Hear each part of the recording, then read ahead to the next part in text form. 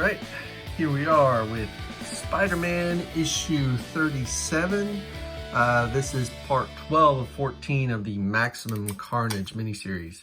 And this was published back in 1993. It's written by J.M. DeMatteis. And it had three separate pencilers, Al Milgrom, Tom Lyle, and Scott Hanna. And the cover was done by Tom Lyle. But it's really nice looking cover. Carnage is always fun because there's always like tendrils that just flying around and stuff like that inside Venom. So the thing about this series is it wasn't really like a summer crossover, really. More like a Spider-Man. This thing spanned all of the Spider-Man books. I'm not sure if it did span into other books like Captain America or anything, but I'm not quite sure. I don't know. If you know about it, just let me know in the comments. So let's go ahead and dive right in. The first thing, we're going to open it up and we're going to see an advertisement for a classic comedy superhero movie. This Meteor Man. This is awesome. Eddie Griffin. Bill, well, I guess before all the bad stuff, right? It's Bill Cosby. Sinbad was in here. Yeah, good movie, worth a watch. But we start off with like a almost a very blue opaque, and you're first initially you're thinking this is like a flashback, but then you see, like, as you read it, you start to notice that this blue tint, because it's an old video camera, because it's on the news and being played on a TV, most likely a CRT back in the day. It's just this reporter running around talking about how everybody's going crazy and everybody's filled with this bloodlust, and it's all coming from this this one super villain named Shriek. And a team of villains have joined with Carnage. There's like a Demon Goblin, there's the Spider-Man 8-armed doppelganger, as well as Carrion.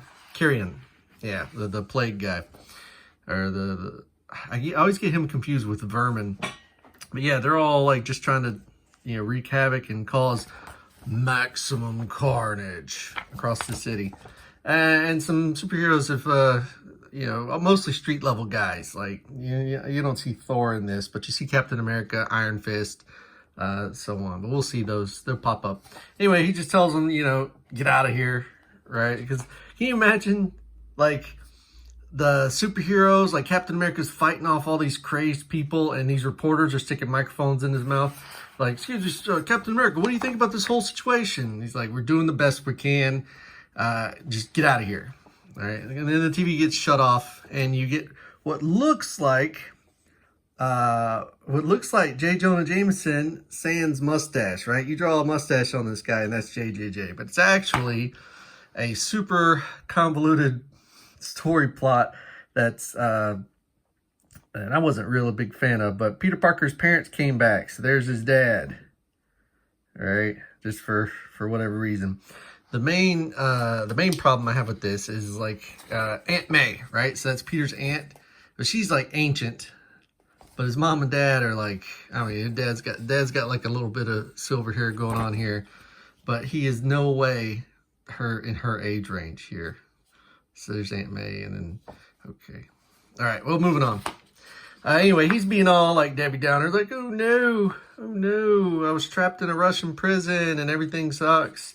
And then Mary Jane tells him to shut his mouth, and if he can't be a little bit more positive, he needs to get out. All right, not another word. And then you pans over to the big green lady, right, Statue of Liberty, and you hear a bunch of commotion going on. Please, Carnage. Also, oh, check this out. I love this. I love these old advertisements, right? Honestly, it really is a cartridge game. Flashback for the Sega Genesis. This thing so it advertises here, Flashback's animation is so fluid and the graphics so eye-popping you won't believe it isn't a CD-ROM. Nice. The characters move at 24 frames per second. That is insane. 24 frames per second. And then back in 1993, this was peak game.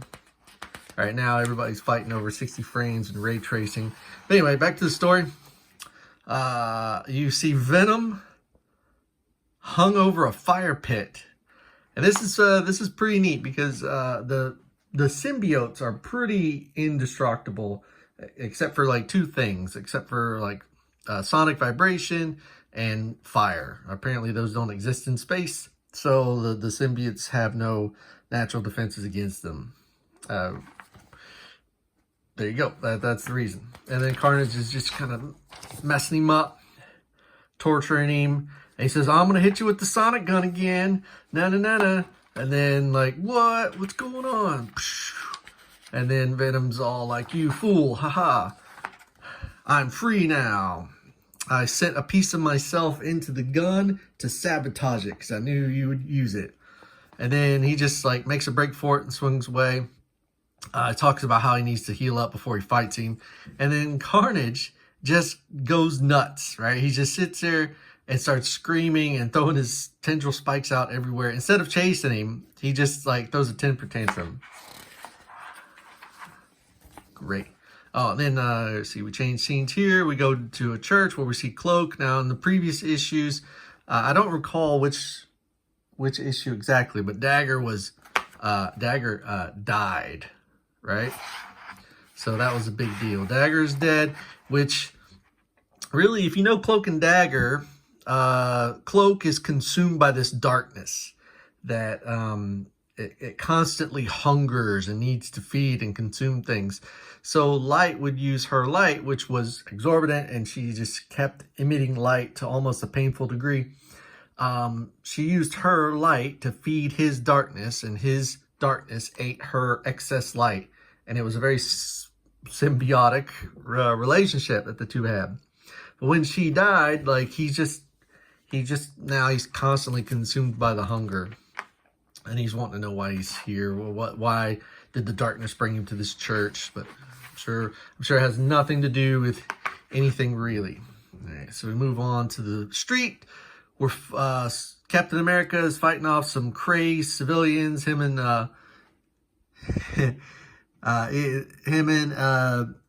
Deathlock are trying their best not to kill people. Right, and with a name like Deathlock, you got to imagine that that's pretty hard. But I love how these street-level superheroes, like everybody is so enthralled with Captain America, right? Captain America is the pinnacle of like what you want to be when you grow up. And Deathlock here, he's like, the hero game's still pretty new to me, but I hope that a few decades down the line, I can look back on my life knowing I've done half of the job you have. In the middle of a fight, he just like simping on Cap. This is great. And then you got the evil people looking down on their work and laughing, and they're just kind of talking. And they got this weird, so you read here, they got this weird like family relationship going on where she's the mama and Carnage is the daddy, and they're the rest of them are all like the sons. Which is a little bit weird. And they just they're talking. She gets mad. She gives a little bit of her backstory about how, like, she hates superheroes because no one ever came to save her when she was having a bad time as a little girl because they kept experimenting on her because she had powers. And then they swing away, get a better vantage point. You see Firestar just trying to, like, get these people away from her. That's very difficult for her, I think. Like, her power, literally, she just shoots fire. So what kind of subduing effect does fire have on people? I don't know. Maybe she's like heats up the ground in front of them to make them stay back. But she's got to be very careful to not kill people. And that's what she's talking about, how difficult it is for her to not kill people. But she will, and she talks about how easy it is for Punisher to just like blast people and then feel sorry about it later and then go brood. And she says, but I'm not like them. I'd rather die than win by using their despicable methods. Yeah, so she's hating on, who else was it? Yeah, Venom or the Punisher. Yeah, because they both kill people. They both kill bad people. Let's see. Then we move on to Iron Fist. Iron Fist does something pretty cool here. He just starts calming himself in his center. And he starts meditating and breathing, And it says, any effect you have on yourself, you have on the world. And these people just calm down, right? And then they're like, why were we so mad? Oh, okay, sorry, I hit the camera thing. Then, like, more people come running, and it winds up being too much, too many people get in his way, and he starts to lose it. And he's about to, like, just knock these cats. These are just regular humans. So if he punches them, they're just going to explode. But Spider-Man zips him out of there and says, hey, man, I know how you feel. I know you're feeling frustrated, but we can't do this. We got to find a way. How did you do that thing? Oh, yeah, no, that's a meditation technique. He's like, oh, can you teach me how to do this trick? He's like, oh, it's not a trick, but yeah, I could teach you. Yeah, how long would it take? 8 to 10 years. Bam! He just turns around and punches the chimney. Like that's how frustrated he is with this whole thing. And he just says, it's hopeless, it's hopeless. And he hears his dad in his head, and it's hopeless, and everything's hopeless. But then there's a voice of old Aunt May, of 98-year-old Aunt May, who's like, search your heart, search your feelings, you know it to be true. And he's like, figures it out. It's like, wait a minute. Then we just flash back. This book jumps all over the place. Like, I guess it keeps it kind of fast-paced and action-packed, but it really is a little bit jarring sometimes. But anyway, I guess one thing you could do is read these panels top, bottom, top, bottom, top, bottom, top, bottom, so it's kind of happens at the same time. What I did is I read it straight across the top, then straight across the bottom, but, you know, whatever. I guess it was a neat layout trick. But you see Cloak, and he's like, oh God, what's going on in the... And I have no idea what this could be. I have no idea what this means. Is Cloak, like, where's this light coming from? I have no idea. Super cool. And then you get a full spread ad for Batman Returns on Super Nintendo, and it deserved it. That was a great game. I love it. I still play it sometimes to this day. And then this is great. This is peak 90s daily life here. So she gets mad, and then she's ready to go, and she's getting bored. And they said, hey, shouldn't we wait for Father? Shouldn't we wait for Dad to get here? And she goes on, she goes, so let's pack up the guitars and amps. Or no, what she said? I'm not the kind of woman to sit around baking pies while my man's out gallivanting around town. So let's pack up and get the guitars and amps and get this rock and roll circus on the not so fast, darling. And your hubby's home at last, and he's not very happy. He just snatches her up. And then he just starts slamming her around.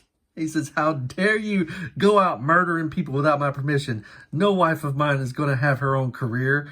It's like, you got to learn your lesson the hard way. And then the doppelganger, like, kind of snatches him by his neck a little bit, which is the last thing he does because Daddy's not having it. And then he goes on about how, like, his son really disappointed him, and he was hoping to be a good family, but since he wants to act out, Daddy's going to teach him a lesson. We skip past a couple of pages here. There we go. That was just some ordering stuff. And he said, I had such high hopes for him. Ah, well, no use getting lost in my grief. Time to look toward the future and move on. Which is awesome. Carnage is such a good character to write for because you just get to be as crass and as flippant as you want. And all it does is add to his flavor. But without Shriek controlling the people, the heroes were able to scoot everybody off of the streets and get them out of the way and out to safety. No, what's going to happen now? And then, whoa, what's going on? Your darkness will not spread beyond this point, Carnage, for the time has come. No, it's impossible. Blah, blah. To face the light. Your time has come to face the light of Dagger, who is back. Which is a surprise. I mean, I'm just as surprised as everybody here. And I was as surprised when I read it the first time. And there you go. The back page is a Zit advertisement. which is great. The Zit Fighter. But you buy these Zit pads and you get a free comic book, which they really knew their market. That's good strategy. So there you go. It's a good book. The whole Maximum Carnage set is wild. It is a very wild story, and it bounces all over the place. And it's been a long time since I've read it completely. Let me know in the comments if you want me to do the whole set. I'm pretty much just pull books out of my boxes at random to do reviews on them. But if anybody has anything in particular that they want, or if they would rather have the full set, just go ahead and let me know in the comments. This is a pretty good book. It's a decent book. The 90s were a good time. However, there was a lot of saturation in the 90s comics. And then we were about to get into the Clone Wars and the Spider-Man clone saga. Sorry, not the Clone Wars. Not to be confused with Star Wars. But anyway, thanks for watching. Come back for more. I'm going to be doing this a lot just for fun. But yeah, thanks.